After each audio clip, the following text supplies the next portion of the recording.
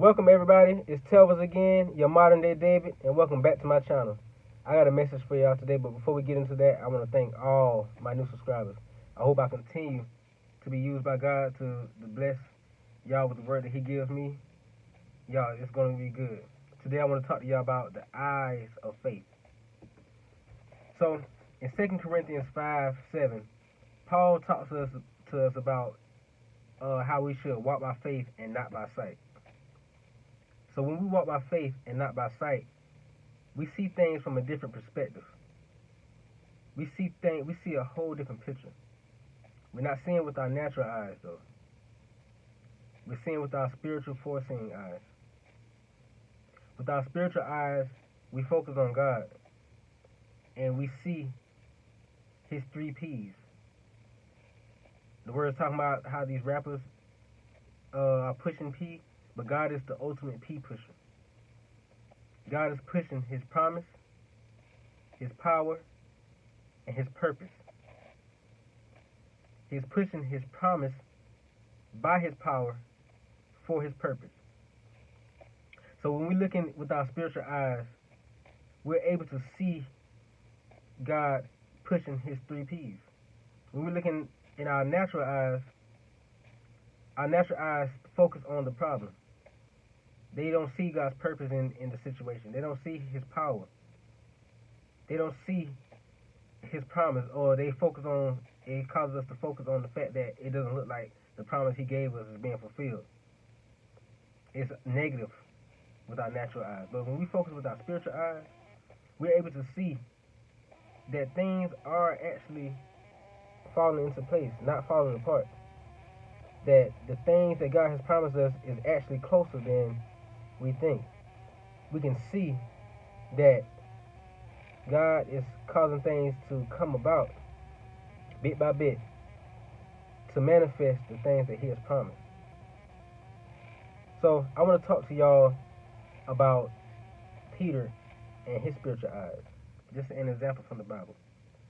When Jesus was walking on the water, Peter asked Jesus, "Hey, can I come out on the boat? Off the boat and walk with you on the water?" And Jesus was like, "Come on." Peter looked at Jesus with his spiritual eyes. With his spiritual eyes, it gave him the faith. It caused him to take the step to get off that boat and walk on the water. But then he let his natural eyes take control. With his natural eyes, they started to focus on the wind, the waves, the water and the sea, the raging waves in the sea, all the things that were sent by the storm, the distractions of the storm. When he let his natural eyes take over, he started to sink. Don't sink in your faith. Continue to focus with your spiritual eyes. With your spiritual eyes, you're walking by faith and not by sight, because it may look one way, but it's not the case, because God has things under control. God is doing things behind the scenes. If He's doing things behind the scenes, you can't see it. It's behind the scenes. So stop looking with your natural eyes and look with your spiritual eyes, your faith. So let me tell you why our spiritual eyes are so important. In Matthew 6, chapter 6, verses 22 through 23, Jesus tells us that the eye is the lamp of the body.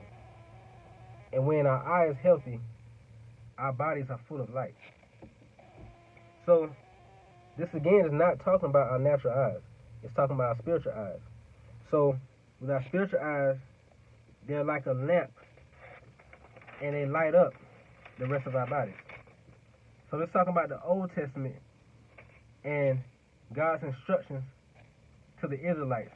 In Leviticus chapter 24, verses 4, God is giving the Israelites instructions concerning His temple. He has them to continuously continuously tend to the lamp in the temple so that the light doesn't go out. They have to keep the fire burning.